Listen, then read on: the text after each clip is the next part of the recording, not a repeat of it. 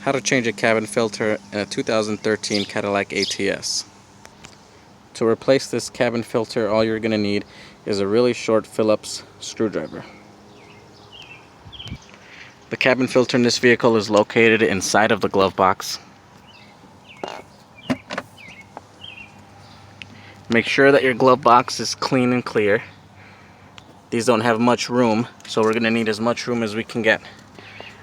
The one thing that's holding this together, because the cabin filter is behind this thing here, so there's one screw that's right there that we're going to go ahead and remove.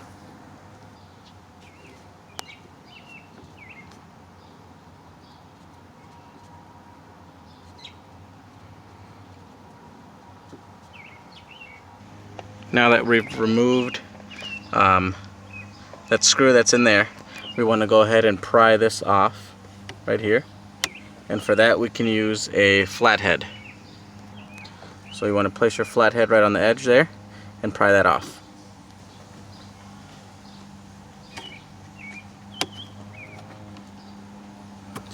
It's that easy, and then you just pop it right out. And you have that. And place that aside. After you've popped that off, you just want to pull on this from the bottom here. You want to pull straight out. Just need a little bit of force and it'll pull right out.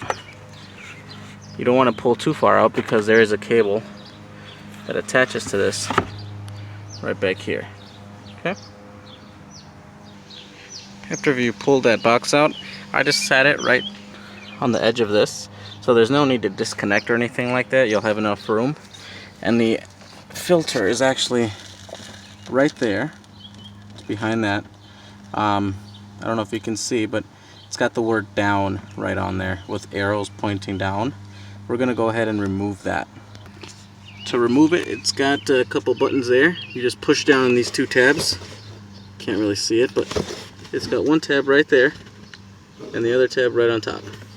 Same on this side here. It's got one tab right there, the other one right there. So you just push them down and the cover there will pop right off.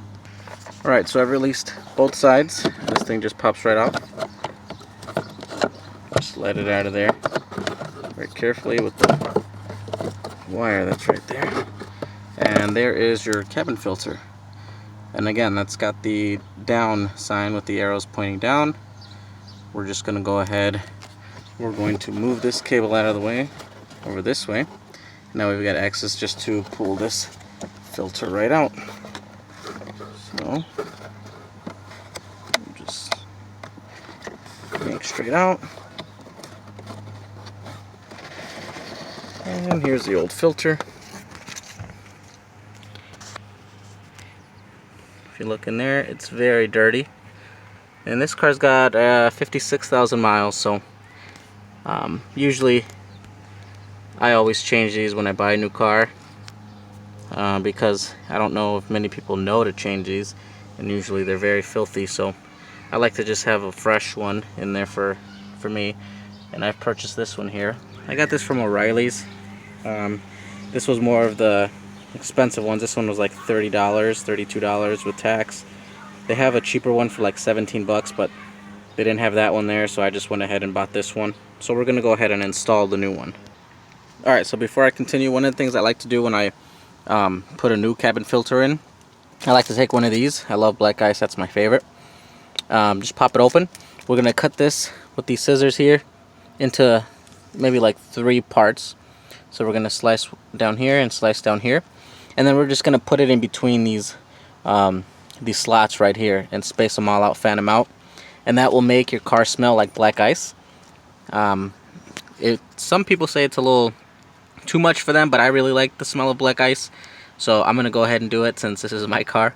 So I'm going to go ahead and cut it up and then put them into the slots here before we put it right back in there. I'm only working with one hand, so I'm going to do that and then I'll be back.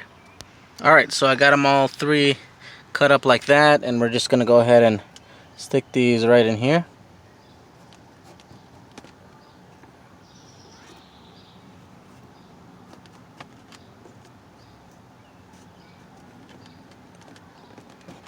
There we go. Now that that's in there, we can go ahead and install it back into the correct spot. That's right in there. Alright, the new filter just slides right back into place there. We are making sure that the arrows are still pointing down on that new filter right there. And we're going to go ahead and put the plastic cover that was on there back on. Again, I'm working with one hand, so I'll do that and I'll be right back. And just a reminder that when we put this back on, to make sure that the word down and the arrows are still pointing in the correct way, so you don't want to put it the wrong way. Okay, we've put the cover back on, and that was really easy to put back in there. Just slides right into place, and then it clicks with those two tabs there. I don't know if you heard the clicking, but it is back on there. Make sure it's on there right. And now we're gonna put the DVD or CD changer back in there.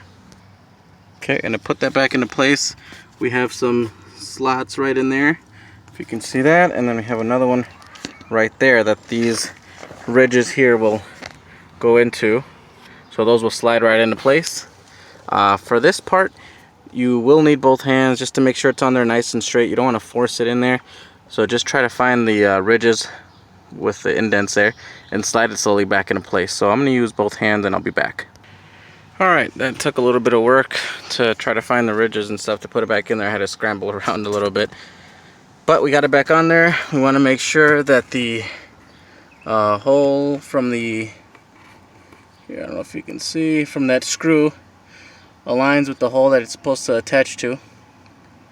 And we'll go ahead and put the fastener back on first.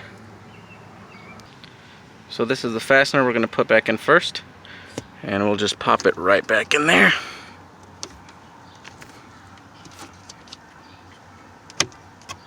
And that just slides right back in there.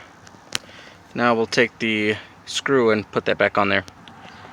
Alright, we got the screw here.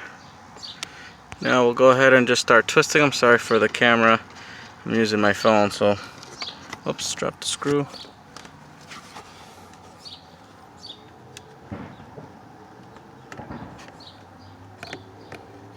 There we go. So you want to hand tighten first, and then you can just tighten it up just a little bit with the Phillips that we initially took it off with. So I'm gonna go ahead and do that, and I'll be back. Alright, so once you've put the screw on there with your fingers and it's almost done, and you just want to finish it up with the Phillips here until it hits that, and just tighten it up a little bit. There we go. And that should be all. You want to make sure this is on there tight, that it doesn't move around everywhere. You want to check the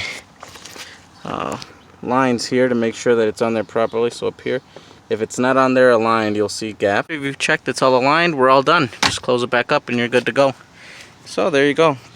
Didn't take very long, and it's a very easy process. Now my car smells even better. Hope you enjoyed the video. Thanks for watching.